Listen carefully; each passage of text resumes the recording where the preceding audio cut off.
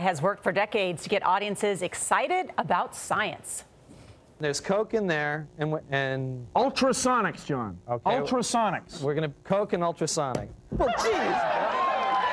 Nye left a career in engineering to bring his signature blend of education comedy to a Seattle TV show where he regularly conducted wacky experiments. He later hosted the popular, influential Bill Nye the Science Guy. Nye covered everything from atoms to the atmosphere and won 19 Emmys along the way. He's since become an outspoken advocate for science and the urgent need to tackle climate change. Nye has written a new book, Everything All at Once, How to Unleash Your Inner Nerd. Tap into radical curiosity and solve any problem. That's a long title. Bill Nye, good morning. You can read it anyway. It's for people who know how to read. Yeah, right. So your message is tap into your curiosity about science because? So we can change the world for the better.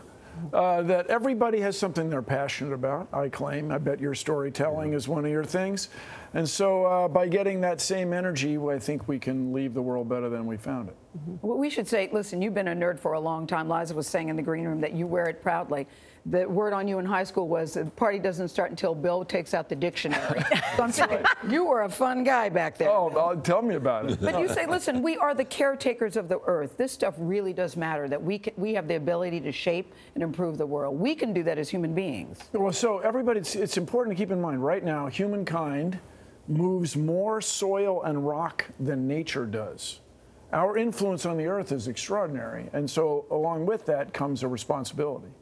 Everybody, the reason the climate is changing is because of humans. And so we want to take responsibility for that and make the world better for everybody. Are other countries more curious about science than we are? Right now, yeah. But still, it's this thing where the very best of the best or really good research is done in the United States at a very high level. We want to engage everybody. But could we lose that if we have somehow lost our... Well, sure. I mean, if you like to worry about things, you're living at a great time. But what's the beauty of being a nerd? Because most people in high school and even in life today, normally it isn't something they aspire to. But you say, listen, nerds change the world. Nerds are better listeners, nerds are better learners, and nerds really pay attention to the details. Think Bill Gates or Mark Zuckerberg? Yeah. Well, so all these people that we admire right now, you said Gates, Zuckerberg, Elon Musk, these people are generally engineers or physics majors or what have you. Because, not Mark Zuckerberg or Bill Gates. They were, they wrote code. They wrote logical problems, I mean, writing computer code is akin to mathematics, akin to engineering. But what is it about the nerd brain, though, Bill, that you think is something that we should all try to strive for? Well, just that solving problems. By thinking rationally about problems, enables you to get better answers than just relying on your instincts. Here's a really good example, the healthcare debate. We just had a discussion earlier today about the politics of the healthcare debate.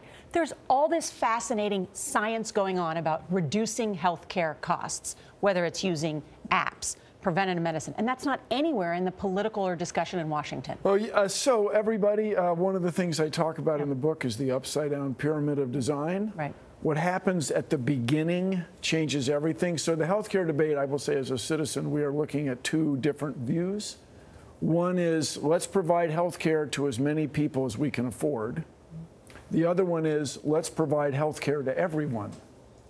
It's almost the same, but not quite the same. So if you start with those two different ideas, you're going to have a lot of trouble. So yeah, the technology to save healthcare, to reduce healthcare costs is available. And by the way, you have to protect the internet. You have to protect electronic information if we're going to rely on it in this extraordinary way, the way we do today. And that is also a solvable problem, everybody. It's not okay to be hacking the internet. That's not good. And so we can do this. But what you're talking about, it seems to me, is not so much science, but per se, but it is the creativity of problem solving. Well, and also believing that you can solve the problem. Right. This is one of the premise in science, everybody, so far is that we can know nature, that we can understand things. If you go into it, we can't figure this out, we can't possibly, then you won't. And this gets back to my optimism. In the area that you're concerned about, climate change, why do you think there's so many people are reluctant to accept what others believe science tells them. Well, it's just closing your eyes to a situation you do not wish to acknowledge. And so also, you guys, for you conspiracy buffs, there's been extraordinary effort by the fossil fuel industry to suppress the facts of climate change. But our claim in the engineering side is that there is enough energy in sunlight, wind, and a little bit of geothermal, a little bit of tidal energy to run the whole place right now renewably if we just decided to do it. And what I tell everybody, my grandfather went into World War I on a horse. He rode a horse. I guess he was not the world's greatest horseman, but he did it. He lived through it, rode around at night, around trenches in the dark. But nobody rides a horse now for a living. Liza, by the way, is quite a horsewoman. Yeah. Right. Woman I went to high school with, who is your artist. People don't get around New York City on horses. Everything changed in 2 decades. So let's change everything. We can do this, people. Let's go. Everybody you meet knows something that you don't. That is the key. And that you should consider everything all at once, but you can't process everything all at once. No, this idea of multitasking, I'm not really so sure about it. You do one thing at a time, but you look at the big picture. And Charlie says everybody's better wearing a bow tie.